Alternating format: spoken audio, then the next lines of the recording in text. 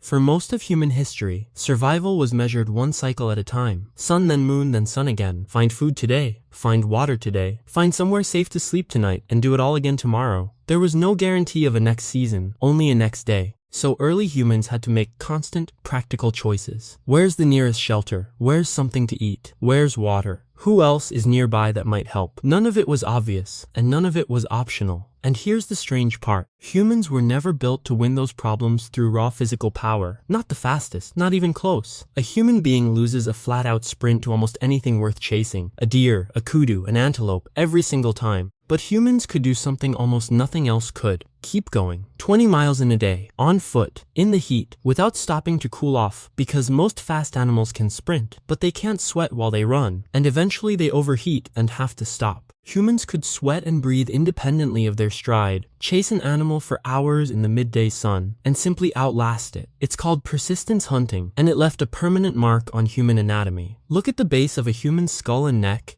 and you'll find something called the nuchal ligament, an elastic band that stabilizes the head during running so it doesn't bob wildly with every stride. It shows up in horses. It shows up in dogs. It does not show up in any other primate. Chimpanzees don't have one. Only Homo does. And it's one of the clearest physical signatures that endurance running wasn't incidental to human evolution. It was central to it. That endurance is a large part of how humans ended up everywhere. Starting out of Africa, on foot, over tens of thousands of years, humans walked and paddled their way across nearly every landmass on Earth, up through the Middle East, across Asia, over a land bridge into the Americas, out across the islands of the Pacific to Australia. No engines, no horses yet in most of these regions. Just a body built to keep moving longer than whatever was in front of it. None of it was smooth. For every campfire scene where things worked out, there were nights like this one. A shelter that just would not hold together, poles collapsed, hides in the mud, and someone standing over the wreckage, having to start over. Migration into unfamiliar land came with unfamiliar danger too. Unknown terrain, unknown predators, the occasional too close encounter with a cliff edge in the dark. The endurance that got humans everywhere didn't make the getting there easy.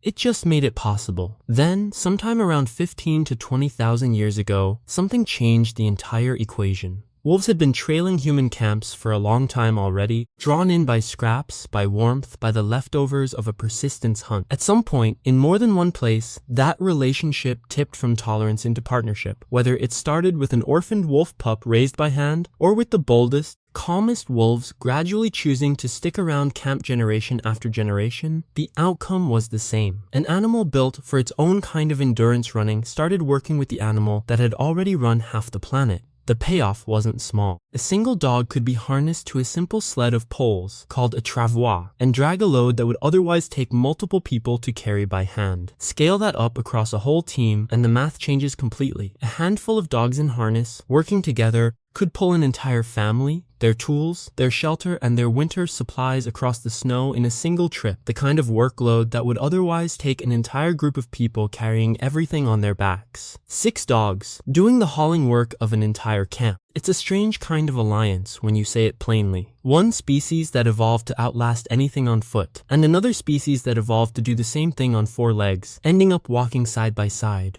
Humans didn't outmuscle their way across the planet. They outlasted their way across it, one 20-mile day at a time, and somewhere along the way, they picked up a partner built to help carry the load.